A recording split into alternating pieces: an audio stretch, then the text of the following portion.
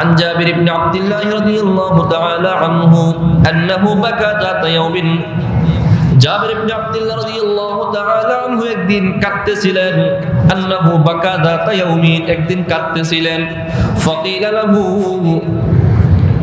জাবির রাদিয়াল্লাহু আনহুকে বলা হলো কেন আপনি কাঁদতেছেন মা ইয়াবকিকা কেন আপনি কাঁদছেন قال سمعت رسول الله صلى الله عليه وسلم يقول জাবির রাদিয়াল্লাহু তাআলা আনহু বলেন আমি আল্লাহর হাবিব সাল্লাল্লাহু আলাইহি ওয়াসাল্লামকে বলতে শুনেছি দাখালান নাসু ফি দীনিল্লাহি আফওয়াজা ওয়া সায়াখরুজুনা মিনহু আফওয়াজা জাবির ইবনে আব্দুল্লাহ রাদিয়াল্লাহু আনহু বলেন আমি আল্লাহর রাসূলকে বলতে শুনেছি আল্লাহ যে এই আয়াত নাযিল করার মাধ্যমে জানায়া দিলেন যে এখন মানুষ দলে দলে ইসলামের মধ্যে প্রবেশ করতেছে ওয়া সায়াখরুজুনা মিনহু আফওয়াজা একদিন এমন একটা সময় আসবে ওই সময় মানুষগুলো ঠিক এমনি ভাবে দলে দলে ইসলাম থেকে বের হয়ে যাবে আলহামদুলিল্লাহিল্লাযী লাউলা লুতফুহু মাহতাদাইনা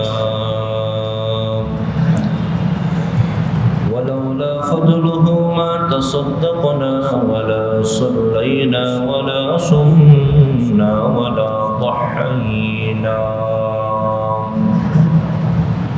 ونشهد أن لا إله إلا الله وحده لا شريك له ونشهد أن سيدنا وسندنا وحبيبنا وحبيب ربنا وطبيبنا وطبيب قلوبنا ومحبوبنا ومرشدنا ومعشوقنا ومولانا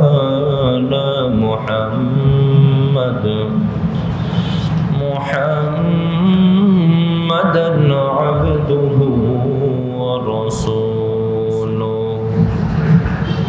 الذي نزلت به السكينة علينا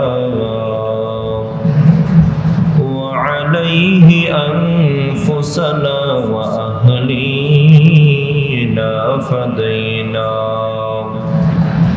ولولاه ما عرفنا الحق ولا درينا صلى الله تعالى عليه وعلى آله وأصحابه الذين شهدوا بدرا وحنينا أما بعد فأعوذ بالله من الشيطان الرجيم بسم الله الرحمن الرحيم إذا جاء نصر الله والفتح ورأيت الناس يدخلون في دين الله أفواجا فسبح بحمد ربك واستغفر إنه كان توابا وعن أبي هريرة رضي الله تعالى عنه عن النبي صلى الله عليه وسلم قال إذا جاء نصر الله والفتح عطلت ربع القرآن أو كما قال النبي صلى الله عليه وسلم صدق الله مولانا العظيم وصدق رسوله النبي الكريم ونحن على ذلك من الشاهدين والشاكرين والحمد لله رب العالمين محبت الشهد شكرا لدروز إبراهيم اللهم صل على محمد وعلى آل محمد كما صليت على إبراهيم وعلى آل إبراهيم إنك حميد مجيد اللهم بارك على محمد وعلى آل محمد كما باركت على إبراهيم وعلى آل إبراهيم إنك حميد مجيد سبحانك لا علم لنا إلا ما علمتنا إنك أنت العليم الحكيم الحمد لله আল্লাহ রব্বুল ইজ্জতের আলিশান দরবারে অসংখ্য অগণিত শুকরিয়া যে রব্বুল আলামিন আমাদেরকে তার ফরজ বিধান মাগরিবের নামাজ জামাতের সাথে আদায়ের তৌফিক দান করেছেন। মাগরিবের পর পৃথিবীর শ্রেষ্ঠতম জায়গা আল্লাহর ঘর,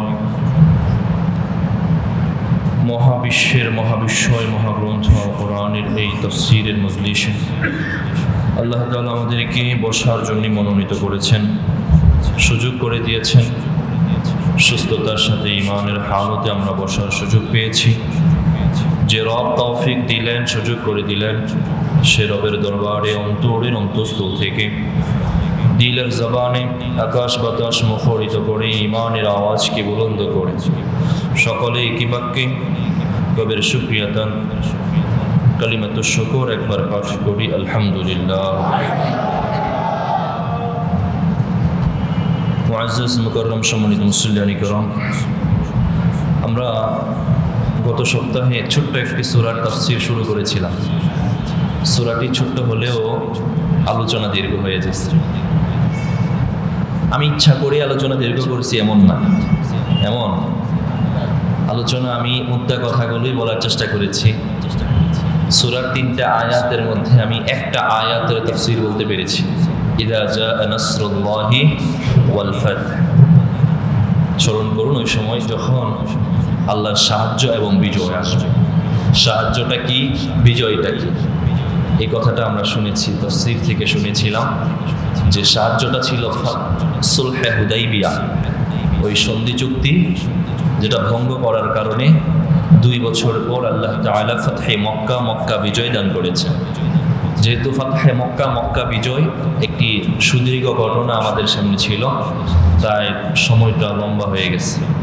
তারপরেও আমরা ইতিহাস জেনেছি, রাসূলের মক্কা বিজয়ের ঘটনাটা জেনেছি, এখান থেকে আমাদের শিক্ষাগুলো জেনেছি, সেটাই আলহামদুলিল্লাহ। হ্যাঁ, মক্কা বিজয়ের কথাগুলো জেনেছিলাম, কিভাবে রাসূল কোন কারণে গিয়েছিলেন, কোথায় গিয়ে অবস্থান করেছিলেন, কাকে প্রেরণ করেছিলেন, কে কে এসেছিল, তাদের সাথে কি কথা হয়েছিল। আজকে আমরা তার পরবর্তী থেকে শুনব। আমরা সর্বশেষ শুনেছিলাম রাসূল সাল্লাল্লাহু আলাইহি ওয়াসাল্লাম মক্কায় মাথাটা নতশিরে এমনভাবে প্রবেশ করেছেন যেন তার দাড়ি মুবারকটা উটের যে জিনপুষ থাকে, জিনপুষের কাঠের সঙ্গে লেগে যাচ্ছিল। তাফসীরের মধ্যে বলা হয়েছে কাসাজিদ, মানুষ সেজদা দিলে যেমন নত হয়ে যায়, রাসূল ঠিক নত হয়ে মাথাটা নিচু করে মক্কায় প্রবেশ করেছেন। এখান থেকে উম্মতে মুহাম্মাদিয়ার জন্য শিক্ষা হলো, তুমি যখন কোনো বিজয় লাভ করবা, তুমি যখন বিজয় অর্জিত হবে তোমার, তখন তুমি উদ্রতা প্রকাশ করবে না, তখন তুমি নিজের বড়ত্ব দেখাবে না। দেখেন না রাসূলকে যে মক্কা থেকে একদম সবকিছু ছেড়ে, একদম ভিটা বাড়ি ছেড়ে নিঃস্ব করে যেখান থেকে তাড়িয়ে দেওয়া হয়েছিল, এক প্রকারে তাড়িয়ে কষ্ট দিতে দিতে বিতাড়িত করা হয়েছিল। রাসূল যেতে যেতে কেঁদেছিলেন, রাসূল মক্কার দিকে তাকিয়ে কেঁদেছিলেন, হে মক্কা, তোমার মাঝে আমার জন্ম হয়েছে, তোমাকে ছেড়ে যেতে মন চায় না।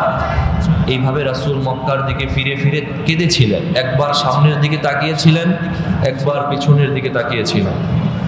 কখনো হিজরতের আলোচনা আসলে বলার চেষ্টা করব, ওই মক্কার মাঝে রাসূল ফেরত এসেছেন, যেই মক্কার মানুষেরা বলেছিলাম রাসূলকে প্রতিনিয়ত কষ্ট দিয়েছেন, যেই মক্কার মানুষেরা রাসূলকে উটের নাড়ি বুড়ি ফেলে হত্যা চেষ্টা করেছিল, পাথর নিক্ষেপ করে হত্যা চেষ্টা করেছিল, রাসূলের সাহাবায়ে কেরামদেরকে, সুমাইয়া রাদিয়াল্লাহু আনহাকে একদম খোলা ময়দানে মানুষের সামনে উলঙ্গ করে লজ্জাস্থানে বর্ষা নিক্ষেপ করে হত্যা করেছিল, বেলাল হাবশী রাদিয়াল্লাহু আনহুকে আহাদ এক আল্লাহ বলার কারণে মক্কার উত্তপ্ত মরুভূমির পাথরের উপর খালি শরীরে টেনেছিল, যে খাব্বাব বিন আরাত রাদিয়াল্লাহু তাআলা আনহুকে এই মক্কার কয়লা, জ্বলন্ত কয়লার উপর খালি শরীরে টানতে টানতে পিঠের চর্বি পরে কয়লা নিভে গিয়েছিল, যে আম্মার বিন ইয়াসির রাদিয়াল্লাহু তাআলা আনহুর মাকে শহীদ করা হয়েছিল, ওই জায়গায় রাসূল ফেরত যাচ্ছেন। আজকে তিনি মক্কার প্রেসিডেন্ট, চাইলেই ঘোষণা দিতে পারতেন কোনো মাফ নাই, তোমাদের কোনো মাফ নাই, কারণ তোমরা যা করেছো। কিন্তু রাসূল এই বিজয়ের পর মিটিং মিছিল, তারপরে ঢোল তবলা, তারপরে আয়োজন কিছুই করেন নাই। রাসূল নত শিরে প্রবেশ করেছেন এবং কি বলেছেন, শেষ কথাটা আমার ছিল যে রাসূল বলেছিলেন ইযহাবু ফাআনতুমুত তুলাকা ফাআতাকাহুম, বলেছিলেন যে ও মক্কাবাসী, তোমরা কি মনে করো যে আজকের এই দিনে তোমাদের সাথে কেমন বিহেভ করা দরকার, কেমন আচরণ আমি তোমাদের সাথে করলে তোমরা সন্তুষ্ট।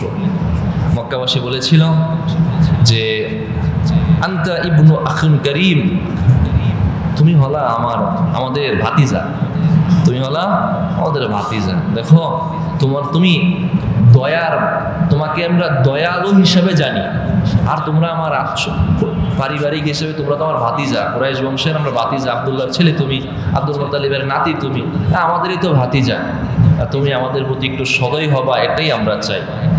রাসূল সাল্লাল্লাহু আলাইহি ওয়াসাল্লাম বলেছিলেন, আজ আমি আমার ওই প্রিয় ভাই ইউসুফ আলাইহিস সালাতু ওয়াস সালাম যেমন কথা বলেছিলেন, লা তাসরিবা আলাইকুমুল ইয়াউম, যে ইউসুফ আলাইহিস সালাতু ওয়াস সালামকে তার ভাইয়েরা ষড়যন্ত্র করে কূপে নিক্ষেপ করেছিল। ষড়যন্ত্র, কেমন ষড়যন্ত্র? আল্লাহু আকবার। সূরা ইউসুফের তাফসীর যখন আসবে শুনবো ইনশাআল্লাহ, যে ইউসুফ আলাইহিস সালাতু ওয়াস সালাম তাদের কাছে অনুনয় বিনয় করে বলছিলেন যে দেখো, আজকে আমাকে ছেড়ে দাও, আমি চলে যাই, কিন্তু তারপরও তোমরা আমাকে হত্যা চেষ্টা করো না, আমাকে এখানে ফেলে দিও না, আমি বাঁচবো না। তারপরেও তারা একদম নির্দয় হয়ে তাকে কূপে নিক্ষেপ করেছিল। একদম কূপে নিক্ষেপ করার আগে এমন এমন কথা বলেছে, মানে যেগুলো শুনলে একটা মানুষ আর একটা মানুষের প্রতি একদম ঘৃণা এসে যায়, একটা মেরে ফেলছে শেষ, কিন্তু মারার আগে যদি কিছু কথা বলে নিজের ব্যাপারে, তারপরে যদি ওই ব্যক্তিটাকে দেখে তার কেমন লাগবে। ইউসুফ আলাইহিস সালাতু ওয়াস সালাম এই সমস্ত ভাইয়েরা যখন ফেরত আবার মিশরে গিয়েছিল ত্রাণ আনতে, একবার দুইবার, দ্বিতীয়বার সর্বশেষ বলেছিল যে ইউসুফ আলাইহিস সালাতু ওয়াস সালামকে যখন তারা জেনে গেছে যে এটা ইউসুফ, যখন জেনে গেছে তখন বলছিল আজকে কোনো উপায় নাই আমাদের, আজকে তো আমরা শেষ, আমরা যে গুনাহ করছি, যে অন্যায় করেছি।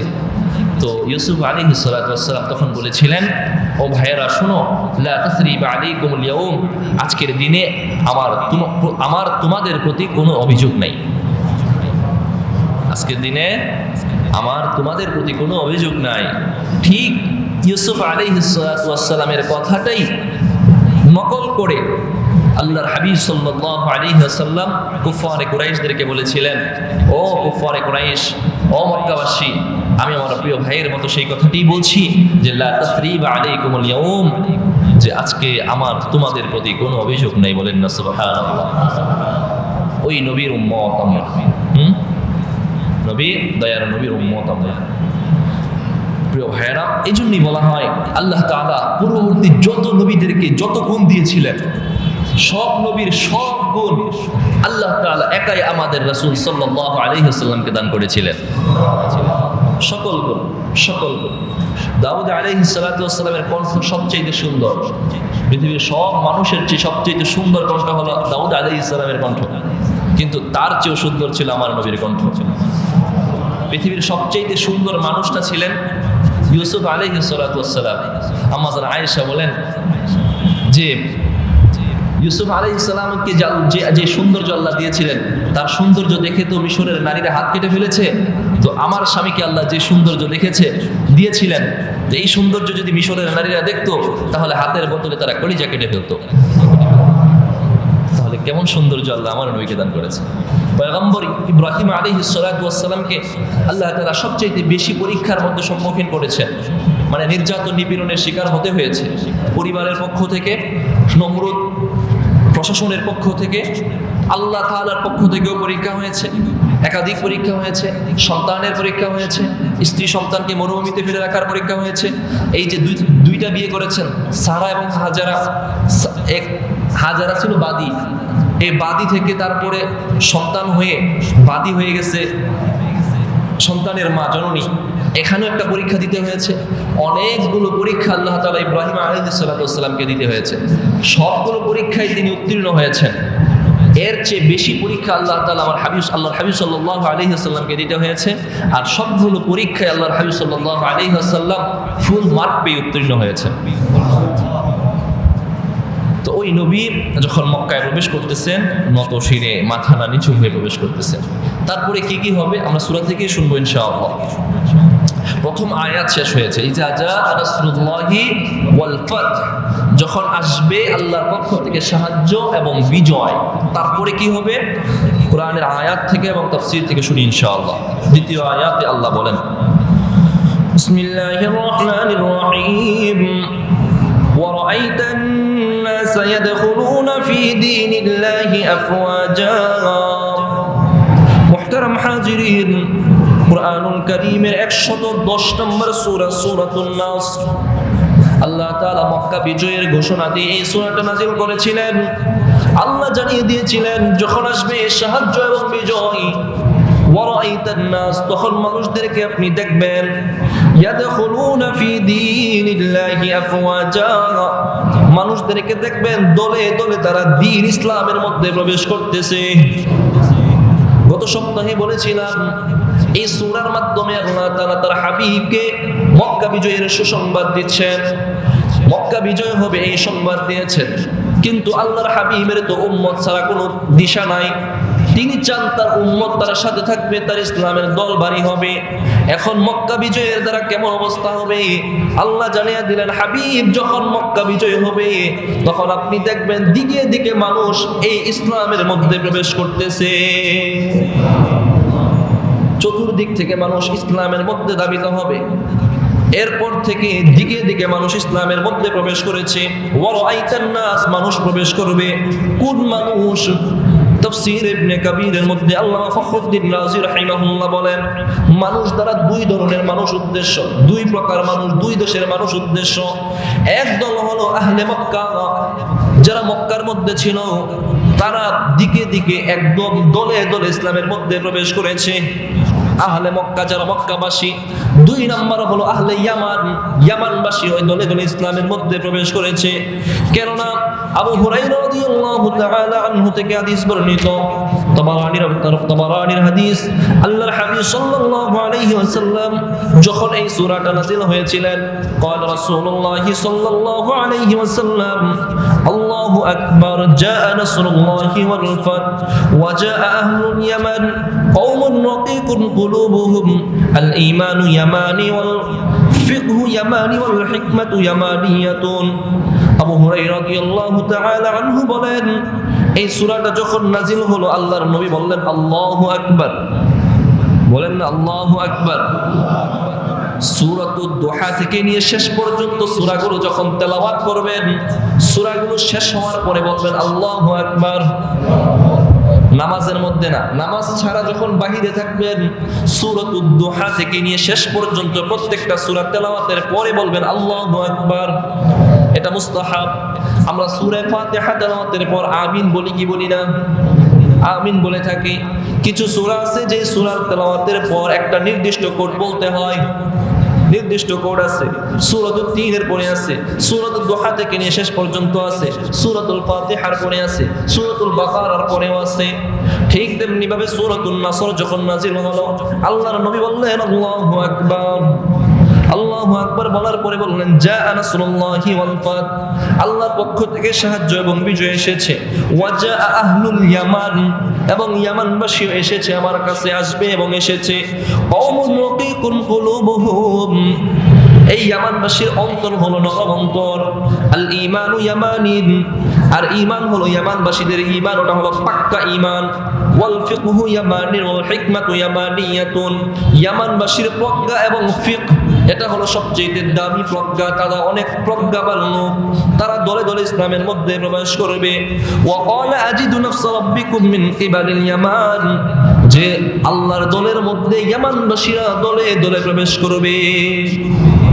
ঠিক দেখা গেছে ওইটাই রাসূল এই যে ভবিষ্যৎবাণী করেছিলেন, ইয়ামানবাসী থেকে একদল মানুষ এসে রাসূলের এই দ্বীন ইসলামের মধ্যে প্রবেশ করেছে। শুধু এটা কি তাই নয়, আল্লাহ বলেন ওয়া রাআইতান নাসা ইয়াদখুলুনা ফি দীনিল্লাহি আফওয়াজা, মানুষদেরকে দেখবেন দলে দলে ইসলামের মধ্যে প্রবেশ করতেছে, আল্লাহর দ্বীনের মধ্যে প্রবেশ করতেছে। এই দীনিল্লাহ ফি দীনিল্লাহ, আল্লাহর ধর্মে প্রবেশ করতেছে। এই দিন দ্বারা কি উদ্দেশ্য, ধর্ম দ্বারা কি উদ্দেশ্য? তাফসীর ইবনে কাবীরের মধ্যে বলা হয় দীনুল্লাহি হুয়াল ইসলাম, দিন দ্বারা কি উদ্দেশ্য? ইসলাম। ইসলাম যে ধর্ম আছে, ইসলাম ছাড়া বাকি সমস্ত ধর্ম রহিত হয়ে গিয়েছে, বাতিল হয়ে গিয়েছে। আল্লাহ তাআলা সূরা আলে ইমরানের 19 নম্বর আয়াতে বলেন ইন্নাদ-দীনা ইনদাল্লাহিল ইসলাম, নিশ্চয় আল্লাহর কাছে মনোনীত একমাত্র ধর্মই হলো ইসলাম। একমাত্র মনোনীত ধর্ম ইসলাম, আর ইসলাম ছাড়া বাকি যা আছে সবকিছুই বাতিল। আলে ইমরানের এই 85 নম্বর আয়াতে আল্লাহ বলেন ওয়ামান ইয়াবতাগি গায়রাল ইসলামি দীনান ফালা ইউকবালা মিন, কেউ যদি ইসলাম ছাড়া অন্য কোনোটা মানতে চায় তাহলে তার থেকে সেটা গ্রহণ করা হবে না। কোনো একদিন আমার কাছে একজন এসে বলেছিলেন, হুজুর ইহুদিদের ধর্মটা তো সঠিক, তাদের তাওরাত কিতাবটা তো আল্লাহই নাজিল করেছেন, খ্রিস্টানদের ধর্মটাও সঠিক, তাদের কিতাব ইনজিলও তো আল্লাহই নাজিল করেছেন, তাহলে ওটা এখন মানা যাবে না কেন? আল্লাহ যদি নাজিল করে থাকেন তাহলে মানা যাবে না কেন? কেন মানা যাবে না? স্পষ্টই আল্লাহ কোরআনে জানাইয়া দিয়েছেন যে ইসলাম ছাড়া বাকি যত ধর্ম আছে সবকিছুই রহিত হয়ে গিয়েছে, ইসলামটাই একমাত্র এখন আল্লাহর কাছে মনোনীত হয়ে আছে। ইসলাম ছাড়া যদি অন্য কেউ কোনোটা গ্রহণ করে তাহলে সেটা তার থেকে গ্রহণ করা হবে না, সেটা গ্রহণ করা হবে না। ওমান ইয়াবতাগি গায়রাল ইসলামি দীনান ফালা ইউকবালা মিন, ইসলামের মধ্যে প্রবেশ করেছে ইসলাম। এবার আসেন দলে দলে ইসলামের মধ্যে প্রবেশ করবে ফৌজুন আল জামাআতুল কাসীরা, একটা বড় দল, দলে দলে মানুষ। মক্কা বিজয়ের পর ধাপে ধাপে অল্প সময়ের মধ্যে মক্কার মধ্যে একদম কাফের নিশ্চিহ্ন হয়ে গেছে, কাফের শূন্য হয়ে গেছে মক্কা, এখন আর কোনো কাফের নেই। এমনকি একদল ইহুদি তারা চুক্তি করে মদিনায় থাকতো, চুক্তি করে, কিন্তু ওমর রাদিয়াল্লাহু আনহুর সময়ে সেটাকেও বিতাড়িত করে দেওয়া হয়েছে। তারপর থেকে আর কোনো কাফের মক্কায় এখন কি কোনো সময় আর প্রবেশ করতে পারে? كانت تدخل فيه القبيلة بأسرارها بعدما كان يدخلون فيه واحدا واثنين واثنين। এই মক্কা বিজয়ের আগে ইসলামের মধ্যে মানুষ প্রবেশ করত ওয়াহিদান, একজন ইসনাইন, দুইজন। একদম রাসূল নবুয়তি পাওয়ার পর 3 বছর গোপনে দাওয়াত দিয়েছেন, গোপনে, একদম গোপনে, কেউ জানতো না যে কাকে দাওয়াত দিয়েছে। ঘরে এসে খাদিজা রাদিয়াল্লাহু আনহাকে দাওয়াত দিয়েছেন, তারপরে আবু বকর রাদিয়াল্লাহু আনহুকে দাওয়াত দিয়েছেন, মাঝখানে আলী রাদিয়াল্লাহু আনহু ঘরের বাচ্চা ছেলে তাকে দাওয়াত দিয়েছেন। এইভাবে 3 বছরে অল্প কিছু মানুষকে দাওয়াত দিয়েছেন। 3 বছর পর প্রকাশ্যে দাওয়াত দিয়েছেন, কিন্তু এই মক্কার সীমানার মধ্যে 7 বছর পর্যন্ত এই দাওয়াত চলেছে। 7 আর 3 10 বছর পরে এবার মক্কার বাহিরে তায়েফে গিয়ে দাওয়াত দিয়েছেন। তায়েফ আরো শহরের আশেপাশে, ওখানেও 3 বছর দাওয়াত দিয়েছেন। 10 আর 3 13 বছর দাওয়াত দিয়েছে। সব সময় মানুষ দাওয়াত পেয়ে অল্প সংখ্যক মুসলমান হতো। একদম মেলায় গিয়ে দাওয়াত দিতেন, হয়তো কেউ হতো না, পরবর্তীতে এসে আবার মুসলমান হইতো, এইভাবে হতো একজন। কিন্তু এই মক্কা বিজয় তার 13 বছর পর তো মদিনায় চলে গেলেন, মদিনায় গিয়ে 8টা বছর গেল এইভাবে। 8 বছর পর এই আয়াত নাজিল হয়েছে। এবার আয়াত যখন নাজিল হলো, জাবের ইবনে আব্দুল্লাহ রাদিয়াল্লাহু আনহু বলেন, আল্লাহ তাআলা তখন জানায়া দিলেন যে আগে এই আয়াত নাজিল হওয়ার আগে ইসলামের মধ্যে মানুষ একজন প্রবেশ করত, এখন থেকে মানুষ ইসলামের মধ্যে দলে দলে প্রবেশ করবে, দলে দলে দলে প্রবেশ করবে। এবার আসছে বড় ভয়ঙ্কর কথাটা। মাগরিবের আগে আমি আপনাদের মাঝে যেটা বলেছিলাম, জাবির ইবনে আব্দুল্লাহ রাদিয়াল্লাহু আনহু বলেন, عن جابر بن عبد الله رضي الله تعالى عنه أنه بكى ذات يوم জাবির ইবনে আব্দুল্লাহ রাদিয়াল্লাহু তাআলা আনহু একদিন কাঁদতেছিলেন। আন্নাহু বাকা যাতা ইয়াউমিন, একদিন কাঁদতেছিলেন। ফাকিলা লাহু, জাবির রাদিয়াল্লাহু আনহুকে বলা হলো, কেন আপনি কাঁদতেছেন? মা ইয়াবকিকা, কেন আপনি কাঁদছেন?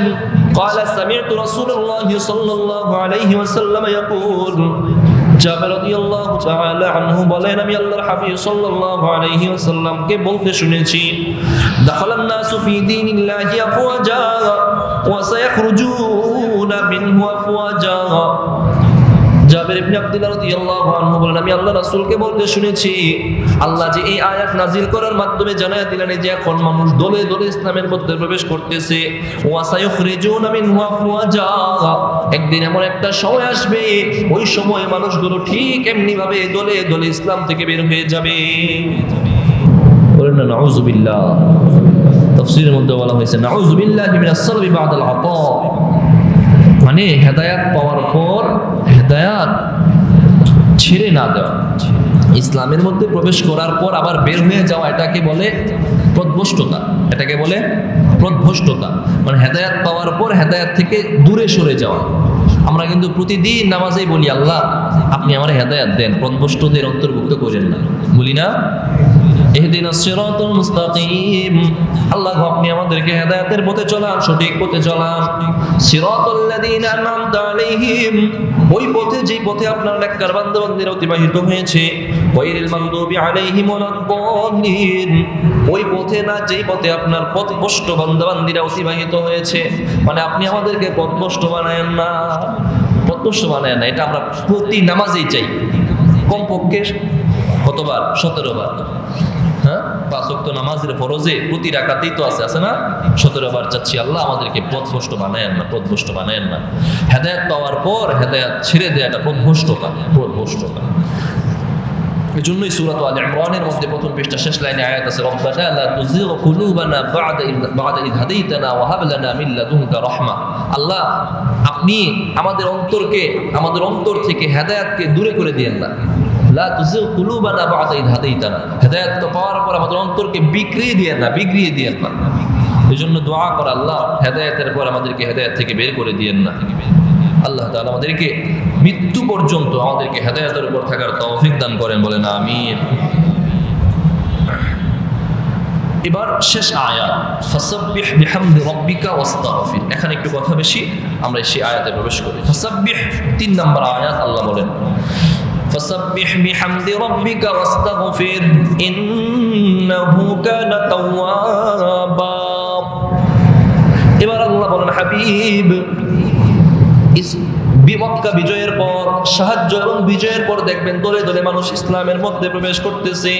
এবার আপনি ফাসাব্বিহ, আপনার প্রভুর তাসবিহ পাঠ করেন, বিহামদি রাব্বিক, আপনার প্রভুর প্রশংসা বাক্য পাঠ করেন, ওয়াস্তাগফির, এবং ইস্তিগফার করেন। কাজ 3টা। 1 নম্বর তাসবিহ পড়েন, 2 নম্বর প্রশংসা বাক্য পাঠ করেন, 3 নম্বর ইস্তিগফার করেন। ইন্নাহু কানা তাওয়াবা, কেউ বলেন এটা 4 নম্বর কাজ, তওবা করেন। ইন্নাহু কানা তাওয়াবা, নিশ্চয় আল্লাহ হলেন তওবা কবুলকারী। এবার আল্লাহ কাজ জানাইয়া দিলেন, তাসবিহ পড়েন, তাহমিদ পড়েন, তারপরে ইস্তিগফার করেন। আমার ভাই, এই তাসবিহ দ্বারা কি উদ্দেশ্য? তাসবিহের কথা কেন আল্লাহ বললেন, তারপরে তাসবিহের কথাটা আগে বলে তাহমিদ ইস্তিগফারের কথাটা পরে কেন বললেন? তাসবিহ দ্বারা কি উদ্দেশ্য? মুফাসসিরিনে কেরামগণ লিখেন, আত-তাসবিহু হুয়া আত-তাতহীর। তাসবিহ দ্বারা উদ্দেশ্য হলো আপনি পবিত্র করেন। কয়েকটা উদ্দেশ্য, 1 নম্বর উদ্দেশ্য হলো তাতহীর, আপনি পবিত্র করেন। কি পবিত্র করেন? ফায়াহমিলু আইয়াকুনাল মুরাদ আত-তাহহীরুল কাবাতা মিনাল আসনামি ওয়া কাসসিরহা, মানে হলো আপনি মক্কা বিজয় করে মক্কার মধ্যে প্রবেশ করতেছেন, এখনো পর্যন্ত কাবার মধ্যে যে মূর্তিগুলো আছে এই মূর্তিগুলো ভেঙে আপনি কাবাকে মূর্তি থেকে পবিত্র করে ফেলেন। প্রথম অর্থ এটা। এখনো পর্যন্ত মক্কা বিজয়ের আগ পর্যন্ত কাবার ভিতরে মূর্তি ছিল, কাবার ভিতরে মূর্তি রাখা হতো, এই এখন থেকে মূর্তিগুলো ভেঙে ফেলেন। ফায়াহতামিলু আন ইয়াকুনাল মুরাদ, তাসবিহ দ্বারা প্রথম উদ্দেশ্য হলো তাহহিরুল কাবা, কাবাকে আপনি পবিত্র করেন, মিনাল আসনাম, মূর্তি থেকে, ওয়া কাসসিরহা, এবং মূর্তিগুলো ভেঙে ফেলেন। রাসূল সাল্লাল্লাহু আলাইহি ওয়াসাল্লাম এই কাজটাই প্রথম করেছেন। মক্কার মধ্যে কাবার মধ্যে ঢুকে কাবার মূর্তিগুলোকে ভেঙে ফেলেছেন।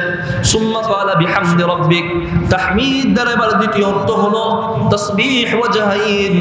তাসবিহ দ্বারা উদ্দেশ্য হলো আপনি আপনার প্রভুর জন্য নামাজ আদায় করেন, প্রভুর জন্য নামাজ আদায় করেন। দলিল আছে সূরাতুত তাহার 130 নম্বর আয়াতে আল্লাহ বলেন, ওয়াসাব্বিহ বিহামদি রাব্বিকা ক্বাবলা তুলুইশ শামসি ওয়া ক্বাবলা তুলুইশ শামস। আল্লাহ তাআলা সূরাতুত তাহার মধ্যে বলেছিলেন, হাবিব আপনি আপনার রবের জন্য সূর্য উদয় হওয়ার সময় তাসবিহ পড়েন, মানে ফজরের নামাজ পড়েন। ওখানে তাসবিহ দ্বারা ফজরের নামাজ উদ্দেশ্য নামাজ পড়েন। এখানে আল্লাহ তাআলা তাসবিহ দ্বারা নামাজ উদ্দেশ্য নিয়েছেন, নামাজ উদ্দেশ্য করে নামাজ পড়েন। ঠিক দেখা গিয়েছে রাসূল যখন মক্কা বিজয় হয়েছে, বাযুহুম আন্নী আনিস সালাতিশ শুকুর, রাসূল সাল্লাল্লাহু আলাইহি ওয়াসাল্লাম মক্কায় প্রবেশ করে 8 রাকাত নামাজ পড়েছেন। মক্কা বিজয়ের পর মক্কায় প্রবেশ করে 8 রাকাত নামাজ পড়েছেন। সাল্লাহা ইয়াউমাল ফাতহি 8 রাকাআতিন, রাসূল মক্কা বিজয়ের পর মক্কায় প্রবেশ করে 8 রাকাত নামাজ পড়েছেন। ক্বালা আখিরুন হিয়া সালাতুদ দুহা ওয়া ক্বালা আখিরুন সাল্লা 8 রাকাআতিন আরবাআতান লিশ-শুকরি ওয়া আরবাআতান লিদ-দুহা।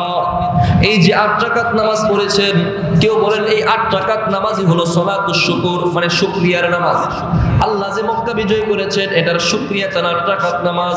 কেউ বলেন এই 8 রাকাত নামাজের মধ্যে 4 রাকাত ছিল সালাতুশ শুকর, আর 4 রাকাত ছিল আরবাআতুদ দুহা, চাশতের নামাজ। 4 রাকাত শুকরিয়ার নামাজ আর 4 রাকাত চাশতের নামাজ। আমরা চাশতের নামাজ পড়ি না? কখন পড়ি?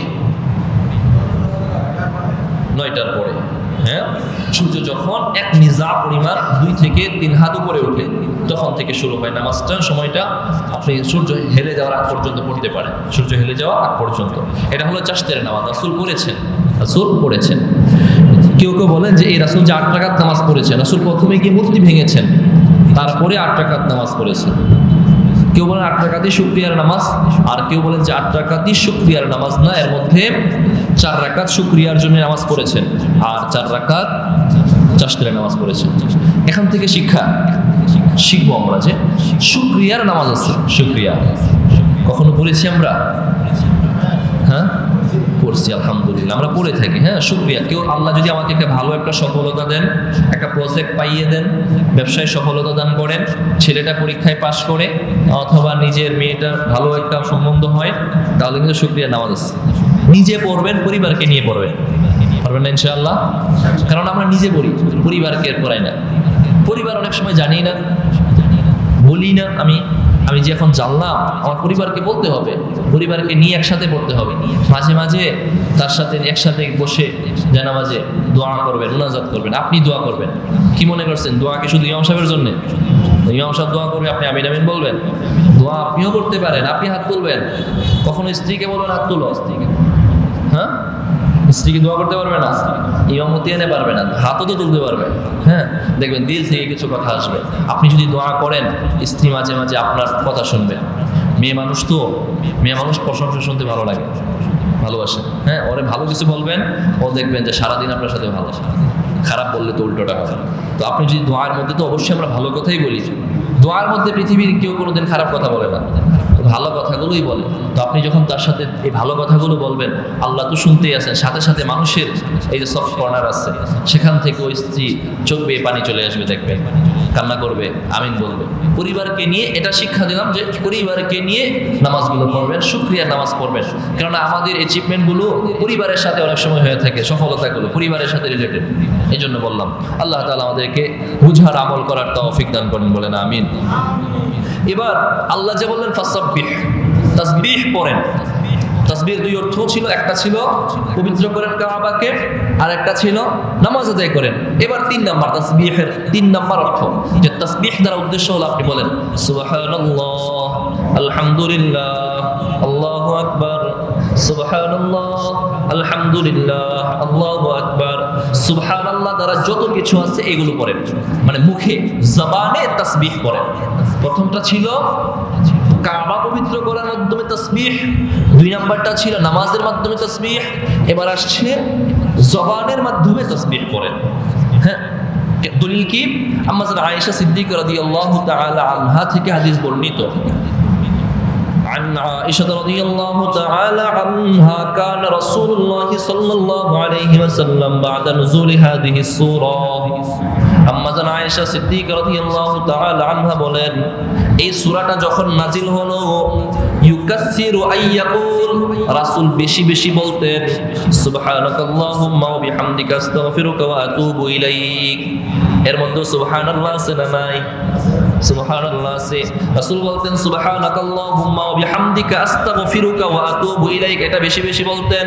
ওয়া ক্বালাত আইযান, আম্মা জান আয়েশা সিদ্দিকা রাদিয়াল্লাহু আনহা বলেন রাসূল এটাও বলতেন কানা রাসূলুল্লাহ ইয়াকুলু কাসীরান ফি রুকুইহা, রাসূল যখন নফল নামাজের রুকুতে থাকতেন তখন বেশি বেশি পড়তেন সুবহানাকাল্লাহুম্মা ওয়া বিহামদিকা আল্লাহুম্মা গফিরলি।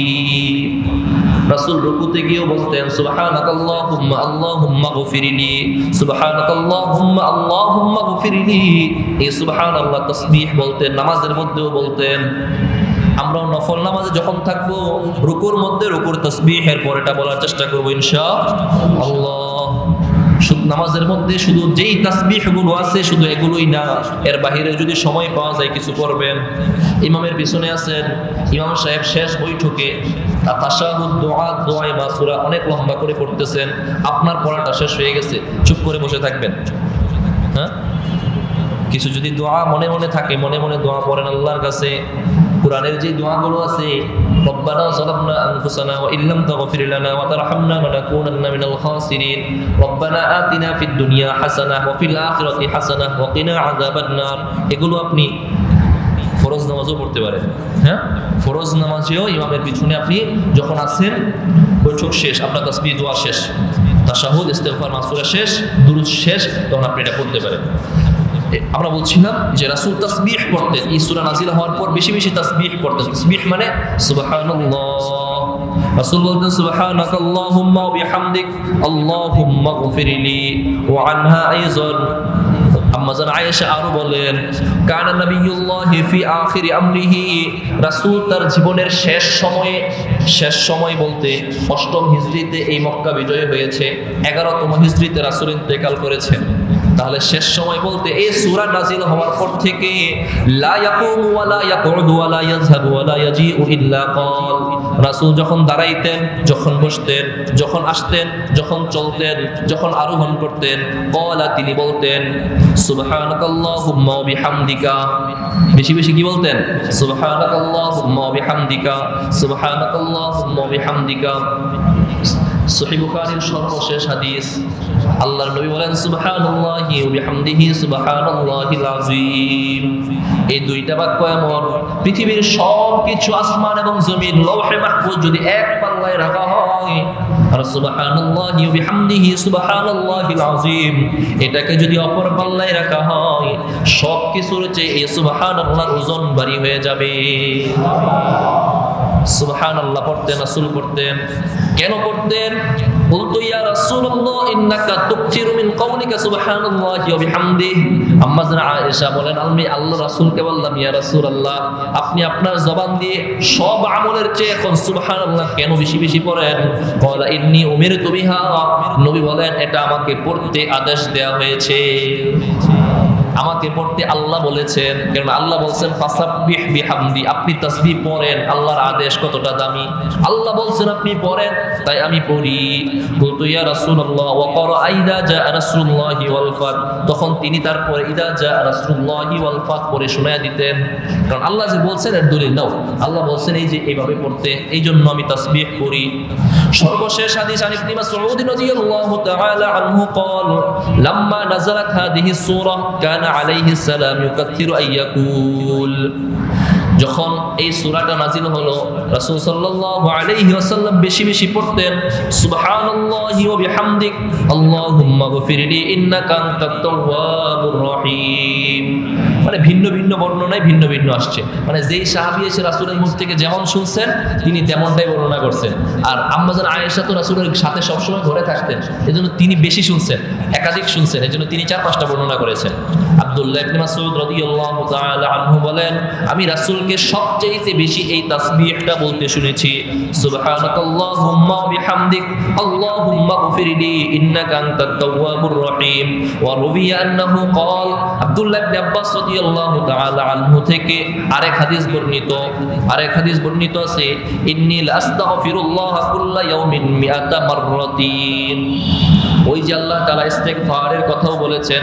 আব্দুল্লাহ ইবনে মাসউদ রাদিয়াল্লাহু তাআলা আনহু বলেন, আল্লাহর হাবিব সাল্লাল্লাহু আলাইহি ওয়াসাল্লাম ফরমান, ইন্নী লাস্তাগফিরুল্লাহ, আমি আল্লাহর কাছে তওবা করি, ইস্তিগফার করি, কুল্লা ইয়াউমিন, প্রতিদিন, মিআতা মাররাতিন, 100 বার। রাসূল বলেন আমি প্রতিদিন কয়বার ইস্তিগফার করি?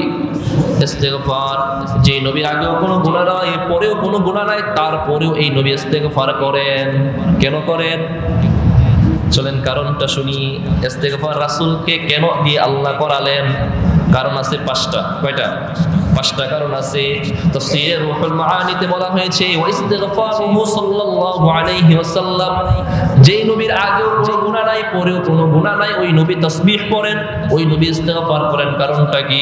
কারণটা হলো রাসূলকে যখন বলা হয়েছিল কেন আপনি ইস্তিগফার করেন, তখন বলা হয়েছিল, লিআন্নাহু কানা দাইমান ফিত তারাক্কি ফাইদা তারাক্কি ইলা মারতাবাতিন ইস্তাগফারা লাম্মা ক্বাবলাহা।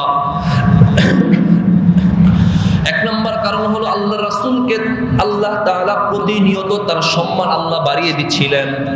আল্লাহ তাআলা তার সম্মান বাড়িয়ে দিচ্ছিলেন, প্রতিনিয়ত সম্মান বাড়িয়ে দিচ্ছিলেন।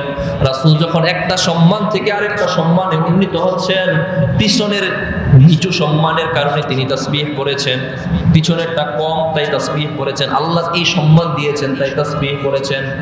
2 নম্বর কারণ হলো মিম্মা হুয়া ফি নজরিহি আশ-শরীফ খিলাফুল আওলা বিমানসিলাতিল মানিফ। 2 নম্বর কারণ হলো এই যে দ্বিতীয় সম্মানে, উন্নত সম্মানে রাসূল উন্নীত হয়েছেন, আগের সম্মানে থাকা অবস্থায় রাসূল থেকে খেলাফে আওলা এমন কোনো কাজ হয়তো হয়ে গিয়েছে, তাই তিনি ইস্তিগফার করেছেন। খেলাফে আওলা বুঝেন? খেলাফে আওলা হলো রাস্তা দিয়ে হাঁটতেছে, রাস্তা দিয়ে একটা বাচ্চা একটা ইট লাথি দিতে পারবে, এটা তার জন্য কোনো গুনাহের কাজ না, কোনো অপরাধ না, ইট লাথি দিয়েছে। কিন্তু এই ইটটাই যদি ইমাম সাহেব লাথি দেয়, হ্যাঁ, এটা কি ভালো?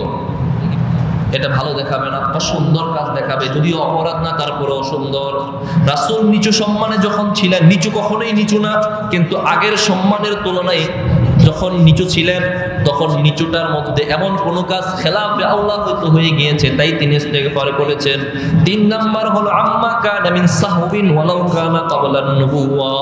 3 নাম্বার এই কারণে তাসবিহ করেছেন, হয়তো নবুয়তের আগে তার পক্ষ থেকে তার থেকে এমন কোনো কাজ হয়তো হয়ে গিয়েছে যেটা গুনাহ না, কিন্তু ভুলবশত হয়ে গিয়েছে, ভুলবশত এমন কোনো কাজ হয়তো হয়ে গিয়েছে, তাই তিনি ইস্তিগফার করেছেন।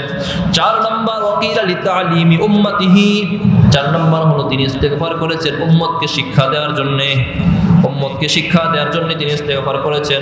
5 নম্বর হুয়া ইস্তিগফারু লিউম্মতিহি।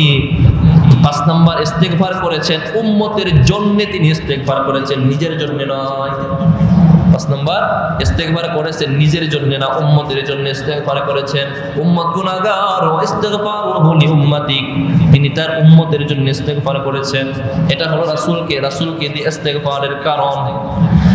দেখেন এই যে উঁচু সম্মানে থাকা অবস্থায় নিচু, এটাও যে আল্লাহ তাআলার কাছে ইস্তিগফার করা যায় এর একটা দলিল আছে।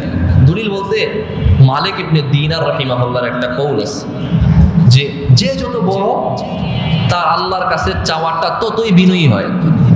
আমি গুনাহগার, আমি সারাদিনে একবার আল্লাহর কাছে কিছু চাই না, চাইলেও আমার দোয়া 1 মিনিটে শেষ হয়ে যায়, ঠিক না? 2 মিনিট লাগে না আমার দোয়া। ইমাম সাহেব একটু লম্বা দোয়া করলে আমার গা জ্বলে, হ্যাঁ, আমার একটু খারাপ লাগে।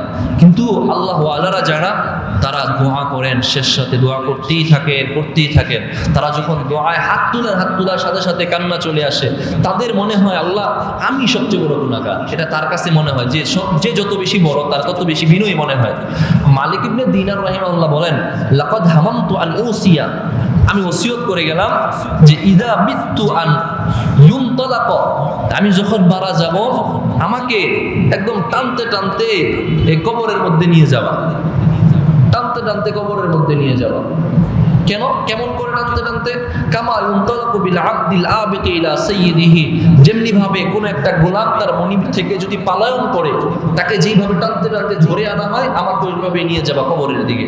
সালানি, এই ব্যাপারে যখন আমাকে জিজ্ঞাসা করা হলো, বলতো আমি বললাম ইয়া রব, আমাকে যখন আল্লাহ জিজ্ঞাসা করবেন, মালিক ইবনে দিনার তুমি কেন এমনটা করেছো, তখন বলতো ইয়া রব্বি ইন্নী লাম আরদি বিলাকা নাফসি তরফাতা আইন, আল্লাহ এই কারণে আমি করছি, আপনি সারাটা জীবন আমার নিয়ামত দিলেন, আমাকে শ্বাস প্রশ্বাসের সুযোগ দিলেন, আমাকে খাবার আমার জন্য সবকিছুই দিলেন, আমাকে উত্তম সন্তানাদি দিলেন, বাসস্থানের ব্যবস্থা করালেন, উত্তম চাকরি দিলেন, সব এত সম্মান আমাকে দেওয়ার পরেও আপনার যে পরিমাণ ইবাদত আমার করা দরকার ছিল, আল্লাহ আমি তো আপনার ইবাদত থেকে পালায়ন করেছিলাম। সুতরাং দুনিয়াতে একটা গোলামকে পালায়ন করলে যেভাবে ধরে নিয়ে যায় তার মালিকের কাছে, আমিও তো আমার মালিকের কাছে আজকে ধরা দিচ্ছি। আমি তো সারা জীবন আপনার ইবাদত থেকে পালায়ন করেছি, আজকে তো আমাকে পালায়নকৃত গোলামের মতোই আপনার কাছে হাজিরা দিতে হবে, আমাকে তো এইভাবেই হাজিরাটা দিতে হবে, কারণ আমি তো আপনার ওই হক আদায় করতে পারি নাই। অথচ মালিক ইবনে দিনার কেমন তিনি, তার ব্যাপারে অনেকগুলো ঘটনা আছে যেগুলো তাজরিবা, একদম চাক্ষুষ, কোনো বানোয়ার কথা নয়, কোনো মানে এমন কোনো কিচ্ছা না যেটা অবাস্তব, একদম বাস্তবিক অর্থে। প্রিয় ভাইয়েরা, আমরা যেন তাসবিহ ইস্তেগফার করতে পারি, আল্লাহ তৌফিক দান করেন। এবার আসেন, এই যে ইস্তেগফারের কথা রাসূলকে আল্লাহ বললেন এবং উম্মতকে শিক্ষা দেওয়ার জন্য কথা বললেন। ইস্তেগফার আমরা কখন করব? ইস্তেগফার আমরা কখন করব? কয়েকটা সময় আছে, 4টা সময়, 4 ইবাদতের পরে ইস্তেগফার করতে হয়, 4টা। 1 নম্বর, ذكر أنه يشرع للمصلي المكتوبة أن يستغفر عليه عقيبها 3। 1 নম্বর হলো ফরজ নামাজের পর 3 বার ইস্তেগফার। ফরজ নামাজের পর 3 বার ইস্তেগফার আমরা করি না, আমরা পড়ে থাকি, এটা মাশরুউ আছে। ফরজ নামাজের পর 3 বার ইস্তেগফার করতে হয়। 2 নম্বর, ওয়ালিল মুতাহাজ্জিদি ফিল আসহারি আন ইস্তাগফির, যে ব্যক্তি শেষ রাতে উঠবে তাহাজ্জুদের জন্য সেও ইস্তেগফার করবে, তার জন্য ইস্তেগফার। আমরা যারা শেষ রাতে তাহাজ্জুদের জন্য উঠি, পারলে ওই সময় 100 বার ইস্তেগফার করে নিব। কয়বার? 100 বার কেন বললাম? কারণ এটা সর্বনিম্ন অ্যামাউন্ট, সর্বনিম্ন বললাম যে রাসূল সর্বনিম্ন 100 বার ইস্তেগফার করতেন। আপনিও শেষ রাতে যখন উঠবেন, আলহামদুলিল্লাহ আমাদের যে সমস্ত ভাইরা উঠি, আমরা শেষ রাতে 100 বার ইস্তেগফার করব। 3 নাম্বার, ওয়ালিল হাজ্জি আইয়াস্তাগফির বা'দাল হাজ্জি, যারা হজ করে আসে, হজ করে ফিরে আসবে যখন, তখনও ইস্তেগফার করবে, যারা হজে গিয়েছি, আসছি, ফেরত আসতেছি, অথবা যারা যাবো ফেরত আসবো, তো যারা ফেরত আসতেছি তাদেরকে বলে দিবেন যে তারাও যেন ইস্তেগফার করে। 4 নম্বর ইস্তেগফার হলো রবি আন্নাহু ইশরা'আ লি খাতমিল ওযু, ইস্তেগফার করা হয় উযুর পরে ইস্তেগফার করতে হয়। বলি না আমরা আস্তাগফিরুল্লাহ ওয়া আতুবু ইলাইহি, আমরা বলে থাকি আশহাদু আল্লা ইলাহা ইল্লাল্লাহ ওয়া আশহাদু আন্না মুহাম্মাদান আবদুহু ওয়া রাসূলুহু, তারপরে বলে থাকি যে আস্তাগফিরুল্লাহ ওয়া আতুবু ইলাইহি, আল্লাহুম্মা মিনাত তাওয়াবিন ওয়াজআলনি মিনাল মুতাতাহহিরিন, এটা বলেন তো নাকি? আল্লাহুম্মা জাআলনি মিনাত তাওয়াবিনা ওয়াজআলনি মিনাল মুতাতাহহিরিন, এটা ওযুর পরে একটা অতিরিক্ত দোয়া, এটা বলতে হয়, বলা সুন্নাহ মুস্তাহাব, আমরা বলবো ইনশাআল্লাহ। ওযুর পরে ইস্তেগফারের কথা আসছে। ওয়া ক্বালু ইশরা'উ লি খাতমি কুল্লি মাজলিসিন, 5 নাম্বার, মজলিস শেষ হওয়ার পরেও ইস্তেগফার আছে। মজলিস যখন শেষ হয়ে যায় তখন বলতে হয় সুবহানাকাল্লাহুম্মা ওয়া বিহামদিকা আস্তাগফিরুকা ওয়া আতুবু ইলাইক। মজলিস শেষ হয়ে গেলে রাসূল এটা বলে দেন। আমরা যখন একটা মজলিসে বসছি, সালিশে বসছি, অথবা অফিসে মিটিংয়ে বসেছি, অথবা কোনো একটা পারিবারিক মজলিসে বসেছি, যখন উঠে যাব তখন এটা বলবো, কারণ মজলিসে অনেক ভুলভ্রান্তি হয়ে যেতে পারে, তাহলে এর মাধ্যমে আল্লাহ তাআলা ক্ষমা করে দিবেন। 5টা জায়গা ছিল। 1 নম্বর হলো নামাজের পরে, 2 নম্বর হলো তাহাজ্জুদের সময়, 3 নম্বর হলো হজের পরে, 4 নম্বর হলো ওযুর পরে, 5 নম্বর হলো মজলিস শেষ হওয়ার পর ইস্তেগফার করব ইনশাআল্লাহ। তারপর যে ইস্তেগফার এর কয়েকটা ফজিলত শুনবো ইনশাআল্লাহ, যে ইস্তেগফারের মাধ্যমে আল্লাহ তাআলা কি দিবেন। রাসূলকে ইস্তেগফার করতে বললেন আল্লাহ তাআলা, ইস্তেগফার এক দুইটা অল্প সময়ের মধ্যে শেষ করে দেব ইনশাআল্লাহ। যে ফিল ইস্তেগফার খায়রুদ দুনিয়া ওয়াল আখিরাহ, হাদিস শরীফে বলা হয়েছে ইস্তেগফার হলো দুনিয়া ও আখিরাতের মধ্যে যা কিছু আছে সবচেয়ে উত্তম হলো ইস্তেগফার, খায়রুদ দুনিয়া ওয়াল আখিরাহ। ইস্তেগফার আখরাজ ইমাম আহমদ বিন হাদিস আতিয়াত আন আবি সাঈদ মারফুআন, ইমাম আহমদ বিন হাম্বল রাহিমাহুল্লাহ তার মুসনাদ আহমদের মধ্যে হাদিস এনেছেন যে ইস্তেগফারের কি ফজিলত। আবু সাঈদ খুদরি রাদিয়াল্লাহু আনহু বর্ণনা করেন, عن أبي سعيد الخدري رضي الله تعالى عنه قال قال رسول الله صلى الله عليه وسلم من قال حين يأوي إلى فراشه। আমার ভাই মনোযোগ দিয়ে হাদিসটা শুনবেন, হাদিসটা আমলি হাদিস। আল্লাহর নবী বলেন যেই ব্যক্তি তার বিছানায় আসে শোয়ার জন্য, মান ক্বালা হিনা ইয়াউবি ইলা ফিরাশিহি, যেই ব্যক্তি বিছানায় আসবে সে বলবে আস্তাগফিরুল্লাহাল্লাযী লা ইলাহা ইল্লা হুয়াল হাইয়ুল কাইয়্যুম ওয়া আতুবু ইলাইহি। এটা আমরা পারি না? এটাই তো ইস্তেগফার, আস্তাগফিরুল্লাহাল্লাযী লা ইলাহা ইল্লা হুয়াল হাইয়ুল কাইয়্যুম ওয়া আতুবু ইলাইহি। যে ব্যক্তি বিছানায় সেটা বলবে, আল্লাহর নবী বলেন গফারাল্লাহু লাহু যুনুবাহু, এই ইস্তেগফার পড়ার কারণে তার যত গুনাহ ছিল আল্লাহ তাআলা তার সমস্ত গুনাহ মাফ করে দিবেন। গফারাল্লাহু লাহু যুনুবাহু, আল্লাহ তার গুনাহ মাফ করে দিবেন। কেমন গুনাহ মাফ করবেন? ওয়া ইন কানাত মিসলা জাবাদিল বাহর, মিসলা জাবাদাল বাহর, তার গুনাহ যদি সমুদ্রের ফেনার চাইতেও বেশি হয় তারপরেও আল্লাহ মাফ করে দিবেন। ওয়া ইন কানাত মিসলা রামানি আজিলিন, তার গুনাহ যদি সমুদ্রের বালুর চেয়েও বেশি হয় আল্লাহ মাফ করে দিবেন। ওয়া ইন কানাত আদাদ ওয়ারাকিশ শাজার, পৃথিবীর সমস্ত গাছের পাতার চেয়েও যদি গুনাহ বেশি হয়, এই ইস্তেগফারের কারণে আল্লাহ সমস্ত গুনাহগুলো মাফ করে দিবেন। এজন্য আমল করবেন তো ইনশাআল্লাহ। দেখেন সূরা ইখলাসের যখন তাফসীর শুনেছিলাম, ঘুমানোর আগে ইখলাসের আমল জেনেছিলাম, আলহামদুলিল্লাহ আমল করতেছি। আজকে যে আমলটা জানলাম, যারা আমল করতেছি আলহামদুলিল্লাহ করতেই তো আছি, যারা করি নাই অথবা ছুটে যায় আজকে থেকে নিয়মিত করবো তো ইনশাআল্লাহ।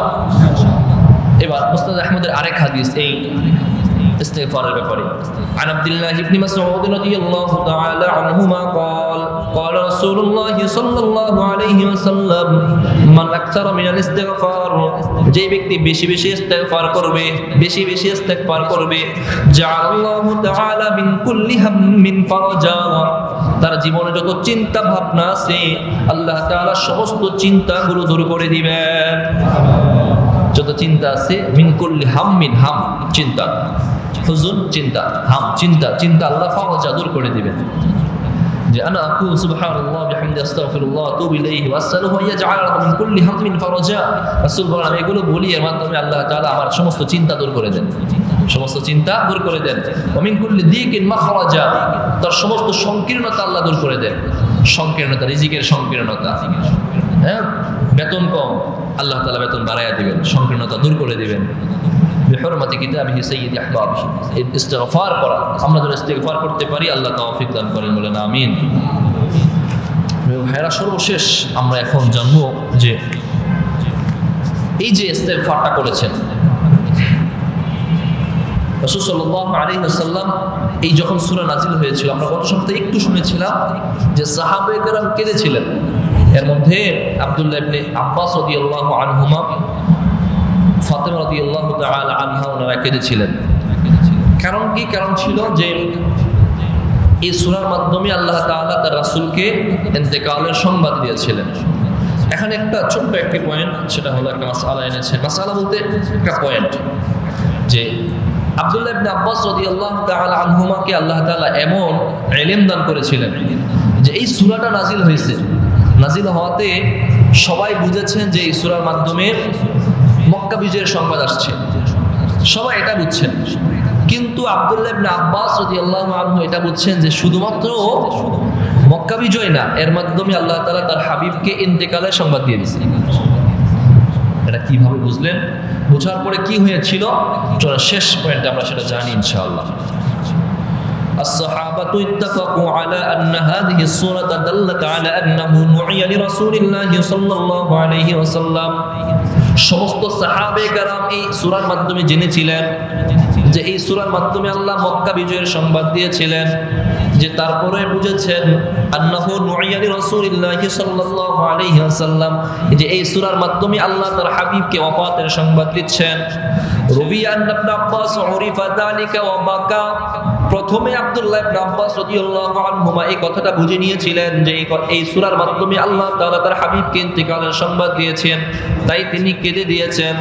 ক্বালা নবী সাল্লাল্লাহু আলাইহি ওয়াসাল্লাম, আল্লাহর হাবিব সাল্লাল্লাহু আলাইহি ওয়াসাল্লাম আব্দুল্লাহ ইবনে আব্বাসকে ডাকলেন, মা ইয়াবকিকা, তুমি কেন কাঁদতেছো? ধরেন এই সূরাটা পাঠ করার পরে আপনাদের কেউ কেঁদে দিয়েছেন, এই সূরা তো কাদার সূরা না, তারপরও কেন কাঁদছেন যদি জিজ্ঞাসা করতাম? রাসূল জিজ্ঞাসা করেন আব্দুল্লাহ ইবনে আব্বাস, তুমি কেন কাঁদতেছো? ফাকালা, আব্দুল্লাহ ইবনে আব্বাস রাদিয়াল্লাহু তাআলা আনহু বলেন, নুইতা ইলাইকা নাফসুকা, ইয়া রাসূলুল্লাহ ইয়া হাবিবাল্লাহ, আমি বুঝতে পারতেছি এই সূরার মাধ্যমে আল্লাহ তাআলা আপনাকে ওয়াফাতের সংবাদ দিয়েছেন। ফাকালা আল আমরু কামা তাকুল, রাসূল বললেন তুমি যেমন বলেছো বিষয়টা তেমনই। হ্যাঁ, এতক্ষণ কিন্তু রাসূল কাউকে বলেন নাই। তারপর আব্দুল্লাহ ইবনে আব্বাস রাদিয়াল্লাহু আনহু যখন বুঝে গেছেন, রাসূল বললেন বিষয়টা এমনই। ওয়াকিলা ইন্না ইবনে আব্বাস ওয়াল্লাযী ক্বালা যালিক, ইবনে আব্বাস রাদিয়াল্লাহু তাআলা আনহু যখন এটা বললেন, ফাকালা আলাইহিস সালাম লাকাদ উতিয়া হাদাল গুলাম ইলমান কাসীরা, আল্লাহর হাবিব সাল্লাল্লাহু আলাইহি ওয়াসাল্লাম বললেন আল্লাহ তাআলা এই ছেলেটাকে অধিক জ্ঞান দান করেছেন, অনেক উপকারী জ্ঞান দান করেছেন। রাইসুল মুফাসসিরিন ছিলেন, রাইসুল মুফাসসিরিন, কোরআনের যতগুলো তাফসীর আছে সবচেয়ে দামি তাফসীর হলো তাফসীর ইবনে আব্বাস, প্রশংসনীয় তাফসীর, চমৎকার তাফসীর, সমস্ত সাহাবায়ে কেরামের তাফসীরের যে সুন্দর তাফসীর হলো রাইসুল মুফাসসির আব্দুল্লাহ ইবনে আব্বাস রাদিয়াল্লাহু আনহুর তাফসীর। রাসূলের চাচাতো ভাই রুবিয়া আন্না ওমর রাদিয়াল্লাহু তাআলা আনহু থেকে বর্ণিত, কানা ইয়াজিমু ইবনে আব্বাস, ওমর রাদিয়াল্লাহু আনহু ইবনে আব্বাস রাদিয়াল্লাহু আনহুমাকে কাছে কাছে রাখতেন, সম্মান করতেন, ওয়ায়ুকরিবুহু এবং নিকটে রাখতেন, ওয়ায়াদানু লাহু মা আহলি বদর, রাসূলের যে বদরি সাহাবী ছিলেন ওই বদরি সাহাবীগণের মাঝেও আব্দুল্লাহ ইবনে আব্বাস রাদিয়াল্লাহু আনহুকে অন্তর্ভুক্ত করতেন। মানে বদরি সাহাবীদের একটা মিটিং হলে ওখানে রাসূল, ওখানে ওমর রাদিয়াল্লাহু আনহু আব্দুল্লাহ ইবনে আব্বাসকে রাখতেন। এই কথাটা সবার পছন্দ হয় নাই। ফাকালা আব্দুর রহমান আতাযানু লিহাদাল ফাতা মা'না, আব্দুর রহমান ইবনে আউফ রাদিয়াল্লাহু তাআলা আনহু বলেন, হে ওমর, খলিফাতুল মুসলিমিন ওমর, আপনি এমন একজন ছেলেকে আমাদের মাঝে বসার অনুমতি দিয়েছেন, ফি আবনাইনা মান হুয়া মিসলু, যার মতো আমাদের ছেলে আছে, যে আমাদের ছেলের বয়সী। হ্যাঁ, আমাদের ছেলের বয়সী একটা ছেলেকে আপনি আমাদের মাঝে বসার অনুমতি দিয়েছেন, এটা কেন? ফাকালা লিআন্নাহু মিম্মান ক্বাদ আলিমতুম, কেন এটা করলেন, কেন বললেন? ওমর রাদিয়াল্লাহু তাআলা আনহু বলেন, কারণ হলো রাসূল এমনটা করেছেন তাই এমনটা আমিও করি। আরো কারণ কি শোনো, ক্বালা ইবনে আব্বাস ফায়াদানু লাহুম যাতা ইয়াউমিন ওয়াদিনা লি মাআহুম, এটাকে পরীক্ষা করার জন্য একদিন ওমর রাদিয়াল্লাহু তাআলা আনহু বদরি সাহাবীদেরকেও ডাকলেন, ইবনে আব্বাসকেও ডাকলেন, দুইজনকেই ডাকলেন।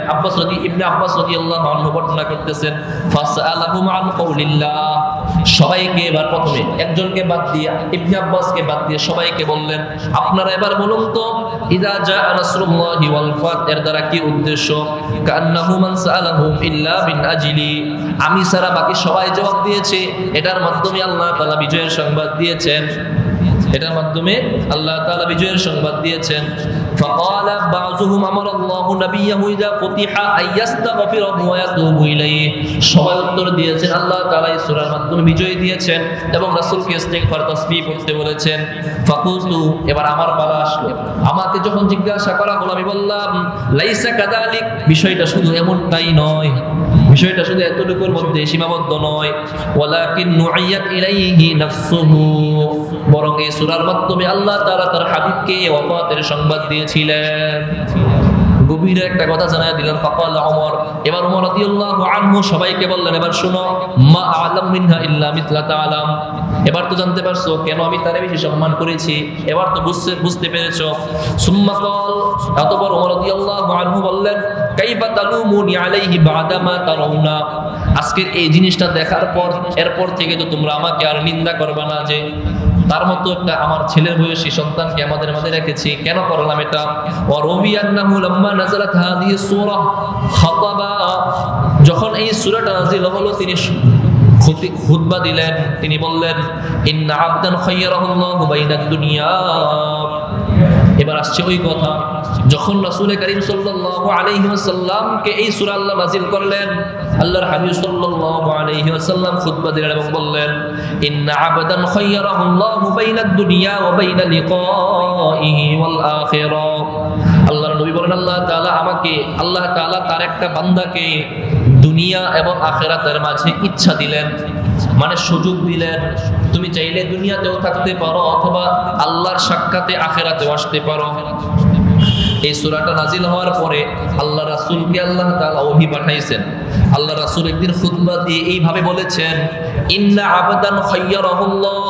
আল্লাহ তাআলা তার একজন বান্দাকে ইচ্ছা দিয়েছেন, সুযোগ দিয়েছেন যে বাইনাদ দুনিয়া ওয়া বাইনা লিকাইহি ওয়াল আখিরাহ, দুনিয়া এবং আখিরাতের মাঝে সে কোনটা গ্রহণ করবে।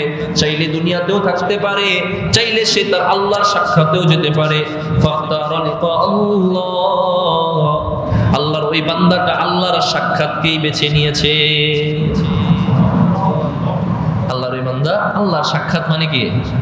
রাসূল ইন্তেকাল করবেন, আল্লাহর সাক্ষাৎকে বেছে নিয়েছে।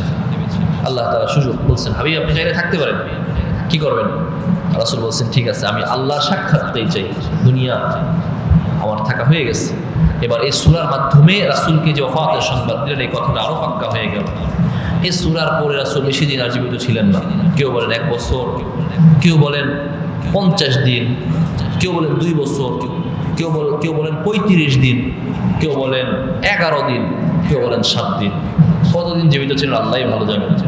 এই সূরা নাজিল হওয়ার পর, তবে যারা 2 বছর বলেন ওই মতটাই সুন্দর এবং সঠিক, কারণ এটা মক্কা বিজয়ের সময়কার সূরা।